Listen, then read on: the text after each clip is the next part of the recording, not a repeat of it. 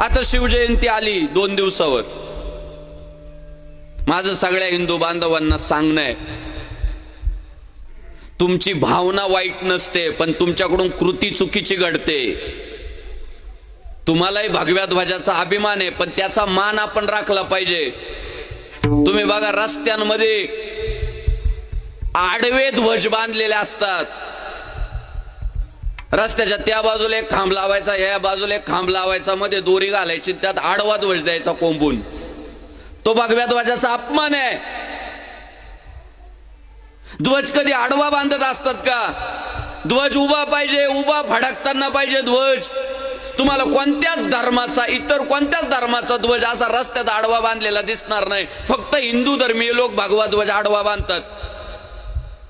लक्षात येत नाही आपण ध्वजाचा अपमान करतोय.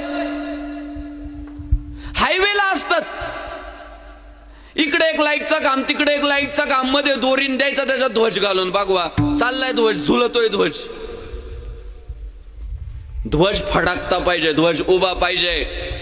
पुढे शिवजयंतीच्या कालावधीमध्ये महाराष्ट्रातल्या तमाम माझ्या हिंदू सहकाऱ्यांना माझी विनंती आहे की कृपा करून आपणच आपल्या हिंदू धर्माची इज्जत घालू नका. आपणच आपल्या भगव्या ध्वजाची किंमत कमी करू नका.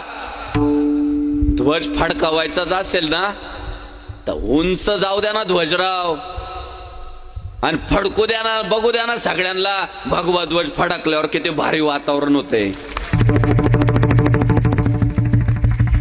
अजिबात आडवा ध्वज बांधू नका. आणि कोण जर म्हणत असेल नाही संग्राम बापू काही सांगतय, काय अपमान वगैरे होत नाही ध्वजाचा, त्याला माझं सांगणं आहे, तो बापाचा आडवा फोटो बांध रस्त्यात. बांधील का? त्याच्या बापाचा फोटो आडवा बांधायचा. काय लोक म्हणतील, मेला वाटतं याचा बाप आडवा केला म्हणजे. आडवा कधी होतो माणूस? मेल्यावर ना. मग बापाचा फोटो कसा उभा बॅनर बनवतो मस्त, नेत्याचा फोटो कसा उभा बनवतो मस्त. ज्याला वाटत असेल मी चुकीचं बोलतोय त्याने त्याच्या बापाचा आडवा बॅनर बांधावा, मग आमची काही तक्रार नाही.